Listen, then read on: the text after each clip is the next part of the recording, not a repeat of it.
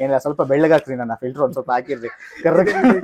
ಇದು chroma cut ಮಾಡ್ಬೇಕು. ತುಂಬಾ ಜನ ಇಂಟ್ರೋ ಮಾಡಿದ್ದಾರೆ, ನನ್ನ ಕೆಣಕ್ತಾರೆ. ಕೆನಕ್ ಟ್ಯಾಟೂಗೋಸ್ಟ್ ಏನಾದ್ರು ಕಾಂಟ್ರವರ್ಷಿಯಲ್ ಆಗಿ ಏನಾದ್ರು ಮಾತಾಡ್ತಾರೆ. ಹೌದು. ಏನ್ ಹೆಸರು, ಏನ್ ಯಾಕೆ ಅದು? ನನ್ನ ಹೆಸರು ಯಾರಿಗೂ ಗೊತ್ತಿಲ್ಲ, ನನ್ನ ಹೆಸರನ್ನ ಎಲ್ಲೂ ರಿವೀಲ್ ಮಾಡಿಲ್ಲ. ಊಟ ಮಾಡಿಲ್ಲ ಅಂದ್ರೆ ಗೊಗಯ್ಯ ಒಂಚೂರು ಎದುರಿಸು ಅಂದ್ರೆ ನಾನು ಅವ್ರಿಗೆ ನಾನು ಗೊಗಯ್ಯ ಹಿಂಗೆಲ್ಲ ಮಾಡ್ತಿದ್ದೆ, ಎದ್ರುಕೊಂಡು ಊಟ ಮಾಡೋದು. ಕನ್ನಡದಲ್ಲೇ ಮಾಡೋದು, ತಮಿಳಲ್ಲೆಲ್ಲ ಆಫರ್ ಬಂತು ನನಗೆ. ಇದು ಸ್ವಲ್ಪ ತಮಿಳ್ ಫೇಸ್ ತರ ಇದೆಯಂತೆ, ಸ್ವಲ್ಪ ತಮಿಳ್ ಫೇಸ್ ತರ ಇದೆಯಂತೆ. ಸೊ ನಾನು ಗರ್ಭದಲ್ಲೇ ಗರ್ಜಿಸಿದ ಕನ್ನಡಿಗ. 100K ಆಗತ್ತೆ ನಿಮ್ಗೆ ಆದಷ್ಟು ಬೇಗ, ಒಳ್ಳೇದಾಗ್ಲಿ. ಆಮೇಲೆ ಚಿಕ್ಕದು ಅಂತ ಹೇಳ್ಕೊಬಾರ್ದು, ನಿಮ್ದು 39,000 ತುಂಬಾ ದೊಡ್ಡದಿದೆ. ನೀವು ಪಟ್ಟಿರೋ ಶ್ರಮಕ್ಕೆ, ನೀವು ಕೊಟ್ಟಿರೋಂಥ ಕಂಟೆಂಟ್ಗೆ, ನೀವು ಮಾಡ್ತಿರೋಂಥ ವಿಡಿಯೋಸ್ಗೆ ನಿಮ್ಮ 39,000 ಜನ ಫಾಲೋವರ್ಸ್ ಮಾಡಿದ್ದಾರೆ. ವಿಲನ್ ಕೊಟ್ಬಿಡಿ ಅಂತಲ್ಲ, 10 ಸೆಕೆಂಡ್ ಬರ್ಲಿ ಸೀನು ಥಿಯೇಟ್ರಲ್ಲೇ, ಒಂದ್ಸಲಿ ಪೂರ್ತಿ ಫೇಸ್ ರಿವೀಲ್ ಆಗ್ಬೇಕು, ರಾಕ್ಷಸ ಕಂಡಂಗೆ ಕಾಣ್ಬೇಕು. ಸೀರಿಯಲ್ಸ್ ಅಲ್ಲಿ ಕರೀತಾರೆ ಈ ತರ ಫೇಸ್. ನಾನು ಒಂದ್ಸಲಿ KGF ಗೆಲ್ಲ ಆಡಿಷನ್ ಕೊಟ್ಟಿದ್ದೀನಿ. ಏನು ಅಂತಂದ್ರೆ ಈ ಫೇಸ್ ಅನ್ನ ಆಡಿಷನ್ ಕೇಳ್ತಾರೆ, ಹೋಗ್ತೀವಿ, ಆಡಿಷನ್ ಕೊಡ್ತೀವಿ.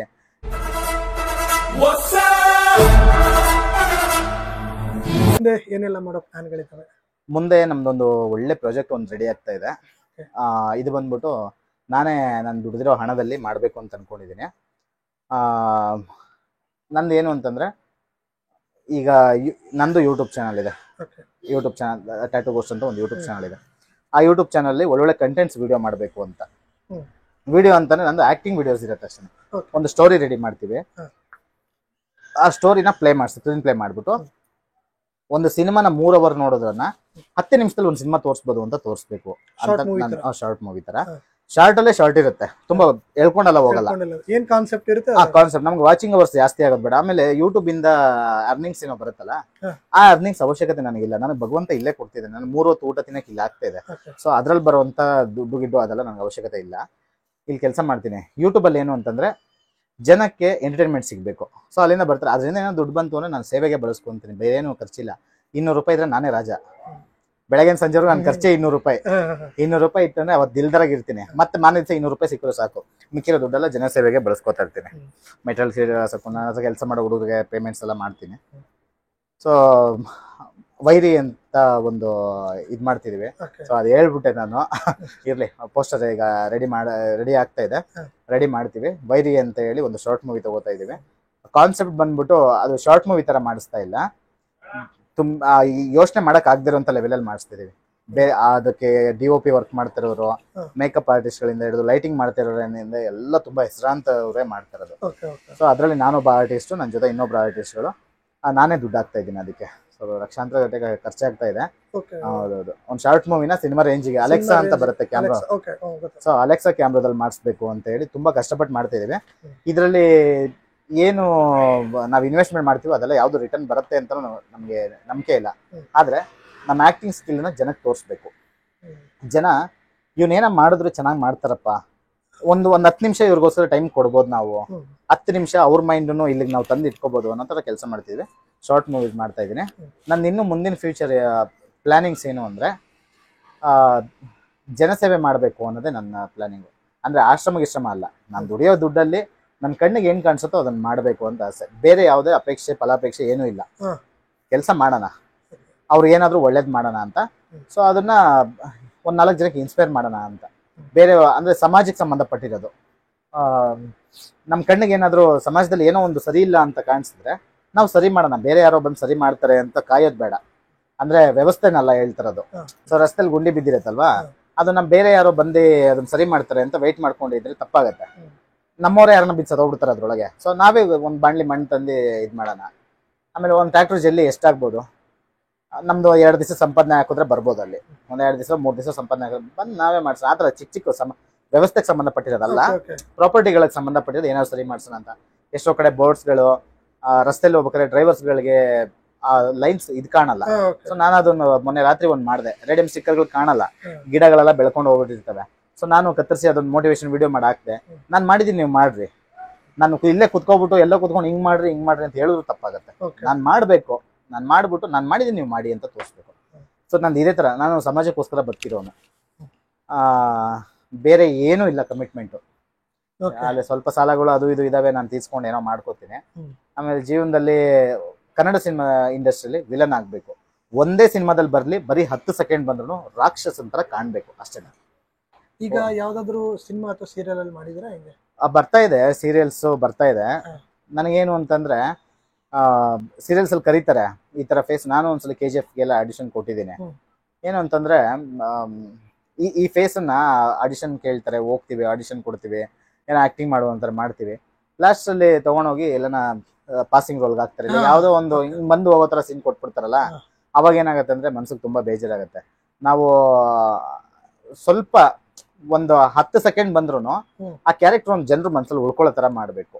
ಸೊ ಒಂದು ಸಿನಿಮಾದಲ್ಲಿ ಒಂದು ಚಿಕ್ಕ ಕ್ಯಾರೆಕ್ಟರ್ ಪ್ಲೇ ಮಾಡಿದವರೆಲ್ಲ ಹೆಸರು ಮಾಡ್ಕೊಂಡಿದ್ರು. ಇವರು ದುನಿಯಾ ಸಿನಿಮಾದಲ್ಲಿ ಲೂಸ್ ಮಾದ ಅನ್ನೋರು ಅದೊಂದು ಕ್ಯಾರೆಕ್ಟರ್, ಒಂದು ಕ್ಯಾರೆಕ್ಟರ್ ಅಲ್ಲಿ ಬಂದು ಪಾಸ್ ಆಗಿ ಹೋಗತ್ತೆ, ಬಟ್ ಅದು ಇಲ್ಲಿ ಉಳ್ಕೊಬಿಡುತ್ತೆ ಜನಕ್ಕೆ. ಆ ತರ ತೂಕ ಯಾವ್ದನ್ನ ಮಾಡ್ಬೇಕು, ಹಿಂಗ್ ಪಾಸ್ ಹಿಂಗ್ ಹೋಗಿ ಹಿಂಗ್ ಬಾ ಅನ್ನೋದು, ಹಿಂಗ್ ಗುರಾಯಿಸ್ಕೊಂಡು ನೋಡ್ಬೇಕು ಅನ್ನೋದು, ಅದೆಲ್ಲ ಮಾಡ್ತೀವಿ. ಎಲ್ಲಾನು ಆಕ್ಟಿಂಗೇನೆ ಮಾಡೋಣ. ಆಕ್ಟಿಂಗ್ ಅಲ್ಲಿ ಅದು ದೊಡ್ಡದು ಚಿಕ್ಕದು ಅನ್ನೋದಿಲ್ಲ, ಅಲ್ಲಿ ರೆಕಗ್ನೈಸ್ ಆಗಲ್ಲ ನಾವು. ಸೊ ಈ ಫೇಸ್ ಈಗಾದ್ರೂ ಒಂದ್ ಸ್ವಲ್ಪ ರಿವೀಲ್ ಆಗಿದೆ. ಜನ ನೋಡೋರೆಲ್ಲ ವಿಲನ್ ಇದ್ದಂಗಿದ್ದೀರಾ ಅಂತ ಹೇಳ್ತಾರೆ. ಸೊ ನಾನು ಒಂದು ವಿಲನ್ ಕ್ಯಾರೆಕ್ಟರ್ ಆದ್ರೂ ಕೊಟ್ರು ನಾನು ಮಾಡ್ತೀನಿ, ಜೀವ ಕೊಟ್ಟು ಆಕ್ಟಿಂಗ್ ಮಾಡ್ತೀನಿ. ನಾನು ದೊಡ್ಡ ಪ್ರೋ ಆಕ್ಟರ್ ಅಂತೆಲ್ಲ ಹೇಳಲ್ಲ, ಅವ್ರಿಗೆ ಏನ್ ಬೇಕೋ ಅದು ಹೇಳಿದ್ರೆ ಹಂಗೆ ಮಾಡ್ತೀನಿ. ಸೊ ಯಾರನ್ನ ಒಬ್ರು ನೋಡಿ ಅವಕಾಶ ಕೊಡ್ಬೇಕಷ್ಟೇ. ಅವಕಾಶ ಅಂದ್ರೆ ಸ್ವಲ್ಪ ಒಂದು ನಾನು ಹೇಳ್ತಾರೆ ಏನಂತೀನಿ ಅಂದ್ರೆ, ನನಗೆಲ್ಲ ಸಿನಿಮಾದಲ್ಲಿ ವಿಲನ್ ಕೊಟ್ಬಿಡಿ ಅಂತಲ್ಲ, 10 ಸೆಕೆಂಡ್ ಬರ್ಲಿ ಸೀನು ಥಿಯೇಟ್ರಲ್ಲಿ, ಒಂದ್ಸಲಿ ಪೂರ್ತಿ ಫೇಸ್ ರಿವೀಲ್ ಆಗ್ಬೇಕು, ರಾಕ್ಷಸ ಕಣ್ಣಂಗೆ ಕಾಣ್ಬೇಕು. ಅಷ್ಟೇ ನನ್ನ ಆಸೆ ಇರೋದು. ಸೊ ಒಂದೇ ಸಿನಿಮಾ ಆದ್ರೂ ಪರವಾಗಿಲ್ಲ, ಚೆನ್ನಾಗಿ ಮಾಡ್ಬೇಕು ಅಂತ ಕನ್ನಡದಲ್ಲೇ ಮಾಡ್ಬೇಕು. ತಮಿಳಲ್ಲೆಲ್ಲ ಆಫರ್ ಬಂತು ನನಗೆ, ಇದು ಸ್ವಲ್ಪ ತಮಿಳ್ ಫೇಸ್ ತರ ಇದೆಯಂತೆ, ಸ್ವಲ್ಪ ತಮಿಳ್ ಫೇಸ್ ತರ ಇದೆಯಂತೆ. ಸೊ ನಾನು ಗರ್ಭದಲ್ಲೇ ಗರ್ಜಿಸಿದ ಕನ್ನಡಿಗ. ಇದು ಸ್ವಲ್ಪ ತಮಿಳ್ ಫೇಸ್ ಇದ್ದಂಗೆ ಇರೋದ್ರಿಂದ ತಮಿಳ್ ಸಿನಿಮಾ ಇಂಡಸ್ಟ್ರಿಯಲ್ಲಿ ಹೇಳಿದ್ರು ನನಗೆ. ಹೋದ್ರೆ ಏನಾಗತ್ತೆ ಅಂದ್ರೆ, ನನ್ನನ್ನು ಬೆಳೆಸಿರೋರು ಕನ್ನಡದ ಜನ. ಸುಮಾರು ಜನ ಹೇಳ್ತಾರೆ ಬಂದಿದ್ದಕ್ಕೆ ಹೋಗ್ಬಿಡ್ಬೇಕಪ್ಪ ಅಂತ, ಇವ್ರು ಬೆಳೆಸಿದ್ದಾರೆ. ಇವತ್ತು ನಾನು ಹೋಗಿ ತಮಿಳ್ ಸಿನಿಮಾ ಇಂಡಸ್ಟ್ರಿಯಲ್ಲಿ ಹೋಗಿ ಯಾವ್ದಾನ ಒಂದು ಸೀನಲ್ಲಿ ಬಂದು ನಾನು ತೆಗೆದು ಹಾಕಿದೆ ಅಂದ್ರೆ, ನಿಂಗೆ ಬೆಳೆಸೋರು ಕನ್ನಡಿಗರು ಬೇಕು, ನೀನು ಅಲ್ಲೋಗಿ ಮಾಡ್ತಿದ್ಯಾ ಅಂತ ಒಂದು ಮಾತು ಬಂದೇ ಬರುತ್ತೆ, ಒಬ್ರು ಬಾಯಲ್ಲಾದ್ರೂ ಬಂದೇ ಬರುತ್ತೆ. ನನಗೆ ನಾನು ಕನ್ನಡದ ವಿಚಾರದಲ್ಲಿ, ಭಾಷೆ ವಿಚಾರದಲ್ಲಿ ನಾನು ಯಾವತ್ತೂ ಭಾಷೆನ ಮೀರಿ ನಡೆಯೋದಕ್ಕೆ ನಂಗೆ ಇಷ್ಟ ಇಲ್ಲ. ಹಂಗಾಗಿ ಕನ್ನಡದಲ್ಲಿ ಫಸ್ಟ್ ಮಾಡ್ತಾನೂ ಇದ್ದೀನಿ, ಮಾಡಿನೂ ಇದ್ದೀನಿ. ನೆಕ್ಸ್ಟ್ ಅದೆಲ್ಲ ಸ್ಕ್ರೀನಲ್ಲಿ ಬರೋದಕ್ಕೆ ತುಂಬ ಟೈಮ್ ಹಿಡಿಯುತ್ತೆ. ಈ ಕನ್ನಡದ ಜನ ನೋಡ್ಬಿಟ್ಟು ನೀನು ಚೆನ್ನಾಗಿ ಮಾಡ್ತೀವಿ, ಎಲ್ಲಾದ್ರೂ ಬದುಕೋ ಹೋಗು ಅಂತ ಹೇಳಿ ನಮ್ಮ ಜನ ಆಶೀರ್ವಾದ ಮಾಡಿ ಕಳ್ಸಿದ್ರೆ ಯಾವ ಲ್ಯಾಂಗ್ವೇಜ್ ಬೇಕಾದ್ರೂ ಹೋಗಿ ಮಾಡ್ತೀನಿ. ಅಲ್ಲೇನು ಆ್ಯಕ್ಟಿಂಗು, ಅಲ್ಲಿ ಹೋಗಿದ ತಕ್ಷಣ ಅಲ್ಲಿಗೆ ಹೋಗ್ಬಿಡ್ತೀರ ಅಂತ ಎಲ್ಲ ಇದಿರುತ್ತೆ. ಬಟ್ ಜನನ ಪರ್ಮಿಷನ್ ಇದ್ರೆ, ಬೆಳೆಸಿರೋದು ಅವರೇ. ನಮ್ಮನ್ನು ಹಾಳು ಮಾಡೋದಕ್ಕೂ ತುಳಿಯೋದಕ್ಕೂ ಬೆಳೆಸೋದಕ್ಕೂ ತಳ್ಳೋದಕ್ಕೂ ಮುಂದೆ ಹೋಗುವಂಥ ಎತ್ತಿ ಏನು ಮಾಡೋದಕ್ಕೂ ಜನರ ಕೈಲಿ ಮಾತ್ರ ಸಾಧ್ಯ. ಸೊ ಅವ್ರು ಹೇಳ್ದಂಗೆ ನಾವು ಕೇಳ್ಕೊಂಡು ಬಿದ್ದಿರಬೇಕು, ನಾವು ಯಾವತ್ತೂ ಅವ್ರ ಪದದಡಿಯಲ್ಲೇ ಇರಬೇಕು. ಸೊ ಅವ್ರು ಹೇಳ್ದಂಗೆ ನಾನು ಕೇಳಬೇಕು ಅಂತ ಅನ್ಕೊಂಡಿದ್ದೀನಿ. ಫಸ್ಟ್ ಕನ್ನಡದಲ್ಲಿ ಮಾಡ್ತೀನಿ, ಕನ್ನಡದಲ್ಲಿ ಆಮೇಲೆ ಕನ್ನಡ ಜನ ಡಿಸೈಡ್ ಮಾಡ್ತಾರೆ ನಾನು ಇಲ್ಲಿರ್ಬೇಕಾ ಎಲ್ಲಿ ಹೋಗ್ಬೇಕು ಅಂತ ಅಷ್ಟೇ. ಈಗ ಕೊನೆಯದಾಗಿ ಟ್ಯಾಟೋ ಗೋಸ್ಟ್, ಹೌದು, ಏನ್ ಹೆಸರು, ಏನ್ ಯಾಕೆ ಅದು? ನನ್ನ ಹೆಸರು ಯಾರಿಗೂ ಗೊತ್ತಿಲ್ಲ, ನನ್ನ ಹೆಸರನ್ನ ಎಲ್ಲೂ ರಿವೀಲ್ ಮಾಡಿಲ್ಲ. ಯಾಕೆ ಅಂತಂದ್ರೆ ಹೆಸರಲ್ಲಿ ಏನೂ ಇಲ್ಲ ಅಂತ ನಾನು ಅನ್ಕೊಂಡಿದ್ದೀನಿ. ನನ್ನ ಹೆಸರು ತುಂಬಾ ಚೆನ್ನಾಗಿದೆ, ಬಟ್ ನಾನು ಎಲ್ಲೂ ಹೊರಗಡೆ ಹೇಳ್ಕೊಂಡಿಲ್ಲ. ಯಾಕೆಂದ್ರೆ ಎಷ್ಟೋ ಜನ ನಮ್ಮ ಹೆಸರು ಏನು ಅಂತ ಪ್ರಪಂಚಕ್ಕೆ ಗೊತ್ತಾಗ್ಲಿ ಅಂತ ಒದ್ದಾಡೋ ಜನಗಳ ಮಧ್ಯ ನನ್ನ ಹೆಸರು ಎಲ್ಲೂ ಗೊತ್ತಾಗ್ಬಾರ್ದು, ನಾನು ಮಾಡೋ ಕೆಲಸಗಳು ಮಾತ್ರ, ನನ್ನ ಫೇಸ್ ಮಾತ್ರ ಹೊರಗಡೆ ಬರಬೇಕು ಅಂತ ಒದ್ದಾಡ್ತಿರೋ ಸ್ವಲ್ಪ ಯುನಿಕ್ ಕಿತ್ತೋಗಿರೋ ಪೀಸ್ ನಾನು. ಸೊ ನನ್ನ ಹೆಸರು ಹೊರಗಡೆ ಎಲ್ಲೂ ಹೇಳ್ಕೊಳಕ್ಕೆ ಇಷ್ಟ ಇಲ್ಲ. ಒಂದ್ ದಿವಸ ಹೇಳ್ಕೊತೀನಿ, ಯಾವತ್ತಾರು ಗೊತ್ತಾಗತ್ತೆ. ಹೊರಗಡೆ ಇದುವರೆಗೂ ಹೆಸರು ಗೊತ್ತಿಲ್ಲ. ಹೆಸರು ಗೊತ್ತಾದ್ರೂ ಜನ ಬೇಗ ಮರ್ತು ಬಿಡ್ತಾರೆ. ಟ್ಯಾಟೂ ಗೋಸ್ಟ್ ಅನ್ನೋದು ಫಿಕ್ಸ್ ಆಗಿದೆ. ಸೊ ಗೋಸ್ಟ್ ಅಂತ ಕರೀತಾರೆ. ಟ್ಯಾಟೂ ಗೋಸ್ಟ್ ಅನ್ನೋದು ನನ್ನ ಐಡಿ ಹೆಸರು. ನಾರ್ಮಲ್ ಆಗಿ ಗೋಸ್ಟ್ ಇದು ಬಂದ್ಬಿಟ್ಟು ಯಾಕೆ ಇಟ್ಟಿದ್ದು ಹೆಸರು ಅಂದ್ರೆ, ಒಂದು ಇಲ್ಲೇ ಕೆಳಗಡೆ ಒಬ್ರು ಇದ್ದಾರೆ, ಒಬ್ರು ಅಣ್ಣ.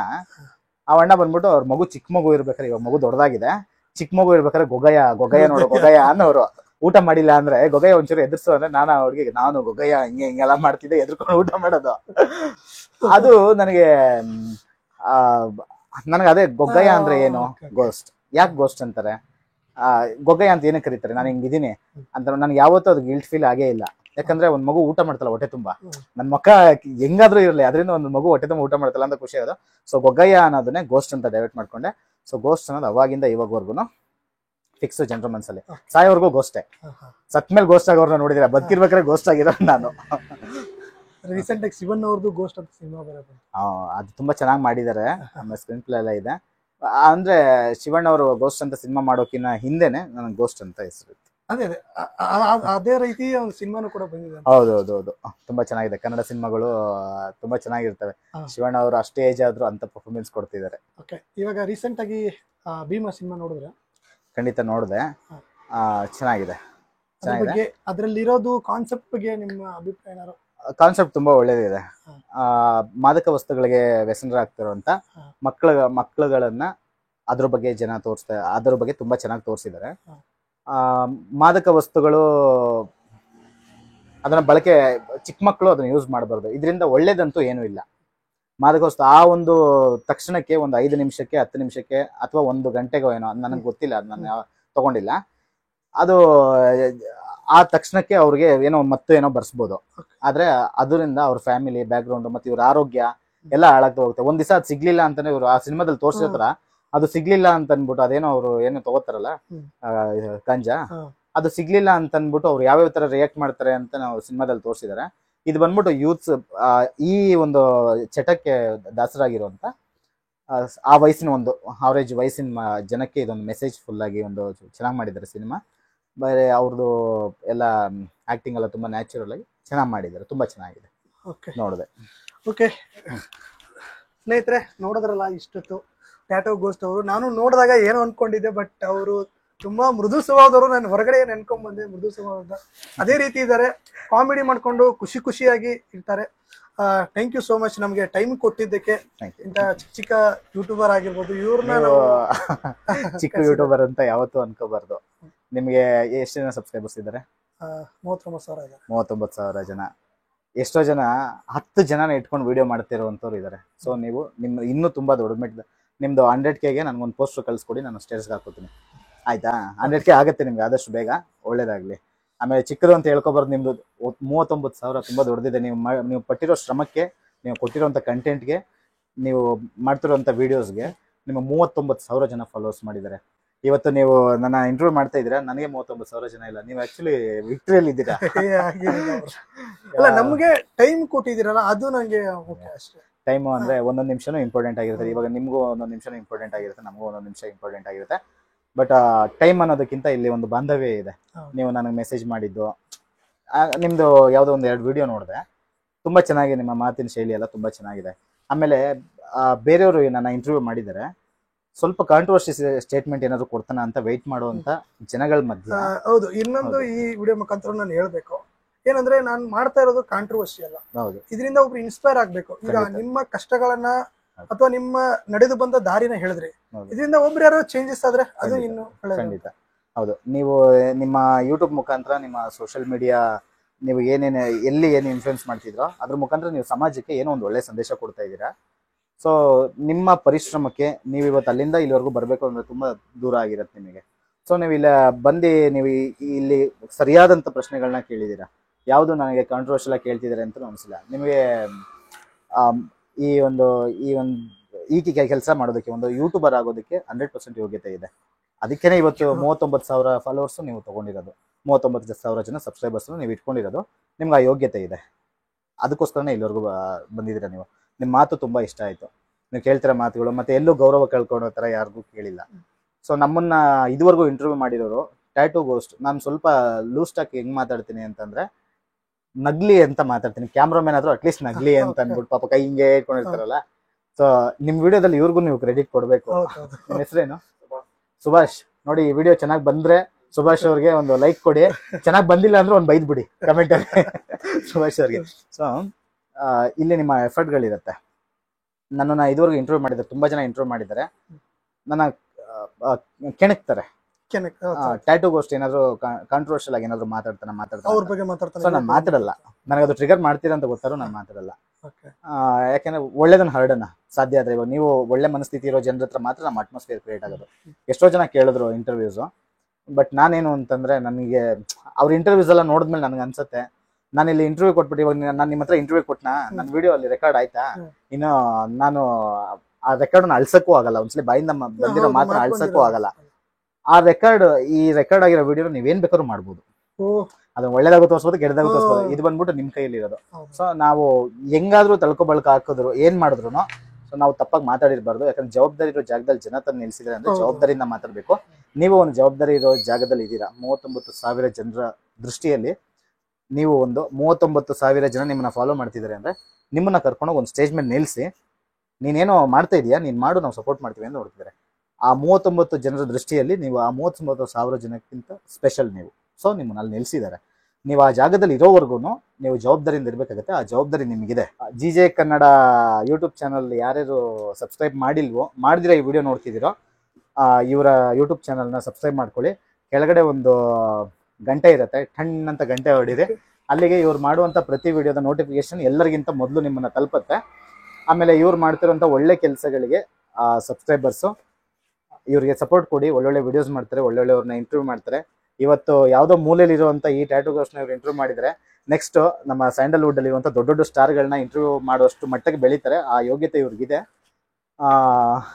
ನಿಮ್ಮ ಸಬ್ಸ್ಕ್ರೈಬರ್ಸು ಇದು ಹಂಗೆ ನಾನು ರ್ಯಾಂಡಮ್ ಆಗಿ ಹೇಳ್ತಾ ಇದ್ದೀನಿ. ಇದು ನಂಗೆ ಇಷ್ಟೊತ್ತು ಇರಲಿಲ್ಲ ಮಂಡಲ್ಲಿ. ಇವರ GJ Kannada YouTube channel subscribers ಯಾರಾದರೂ ನನ್ನ ಹತ್ರ ಟ್ಯಾಟೂ ಹಾಕ್ಸ್ಕೊಳಕ್ಕೆ ಬಂದರೆ ಸ್ಪೆಷಲ್ ಆಗಿ 10% ಎಕ್ಸ್ಟ್ರಾ ಡಿಸ್ಕೌಂಟ್ ಕೊಡ್ತೀನಿ. ರೈಟ್? ಓಕೆ. ಕ್ಯಾಮ್ರಾಮನ್ ಖುಷಿ ಆಯ್ತಾ? ಸ್ನೇಹಿತರೆ, ನಮ್ಮ GJ ಕನ್ನಡ ಅಂತ ಹೇಳ್ಬಿಟ್ಟು ಒಂದು ನೇಮ್ ಅನ್ನ ಇಟ್ಕೊಂಡು ಬಂದ್ರೆ 10% ಡಿಸ್ಕೌಂಟ್. ಓಕೆ. ಅದು ಇವ್ರಿಗಿರೋ ಒಳ್ಳೆ ಗುಣಕ್ಕೆ, ಇವ್ರಿಗಿರೋ ಒಳ್ಳೆ ಮನಸ್ಸಿಗೆ. ಆಮೇಲೆ ಕ್ಯಾಮ್ರಾಮನ್ ಶೇಕ್ ಆಗ್ದಿರ ವಿಡಿಯೋ ಎಡಿಟ್ ನಮ್ಮನ್ನ ಆಮೇಲೆ 10% ಡಿಸ್ಕೌಂಟ್ ಕೊಡ್ಬೇಕಾದ್ರೆ ನೀವು ವಿಡಿಯೋನ ಕರೆಕ್ಟಾಗಿ ಎಡಿಟ್ ಮಾಡ್ಬೇಕು, ಬೆಳ್ಳಕ್ಕೆ ತೋರಿಸ್ಬೇಕು ನನ್ನ. ಪರವಾಗಿಲ್ಲ, ಹಂಗೆ ರಾನೇ ಹಾಕಿ ಏನಿಲ್ಲ, ಸ್ವಲ್ಪ ಬೆಳ್ಳಗಾಕ್ರಿ, ನನ್ನ ಫಿಲ್ಟರ್ ಒಂದ್ ಸ್ವಲ್ಪ ಹಾಕಿರ್ರಿ. ಇದು ಕ್ರೋಮಾ ಕಟ್ ಮಾಡ್ಕೊತೀನಿ. ಓಕೆ, ಒಳ್ಳೇದಾಗ್ಲಿ. ಸರಿ ಬ್ರೋ, ಥ್ಯಾಂಕ್ ಯು.